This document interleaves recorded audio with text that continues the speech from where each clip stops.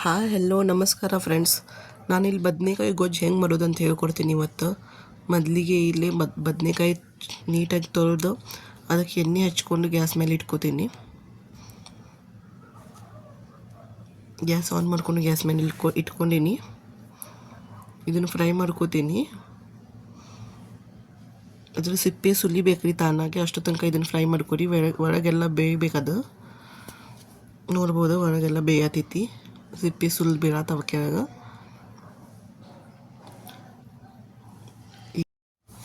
ಈಗ ಇದನ್ನು ಅದ್ರದ್ದು ಸಿಪ್ಪೆ ಎಲ್ಲ ನಾನು ತೆಕ್ಕೋತೀನಿ. ಕೆಟ್ಟೈತಿನೆಲ್ಲ ನೋಡ್ಕೋರಿ, ಬದ್ನೆಕಾಯಿ ಒಳಗೆ ಕೆಟ್ಟೈತೀನಿ ಹೆಂಗಂತೇಳಿ.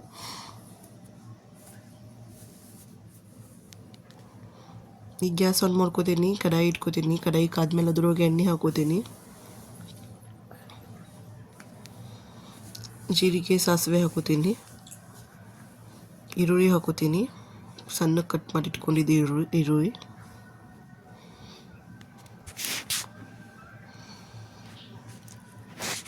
ಈರುಳ್ಳಿ ಫ್ರೈ ಆದಮೇಲೆ ಅದಕ್ಕೆ ಟೊಮೆಟೊ ಹಾಕೋತೀನಿ. ಬೇಯಿಸ್ಕೋತೀನಿ ಮುಚ್ಚಳ ಮುಚ್ಚಿ.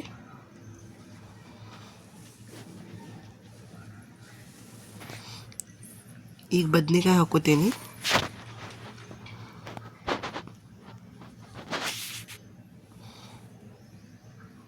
ಉಪ್ಪು ಖಾರ ಅರಿಶಿನ ಹಾಕೋತೀನಿ ಈಗ ಅದ್ರೊಳಗೆ.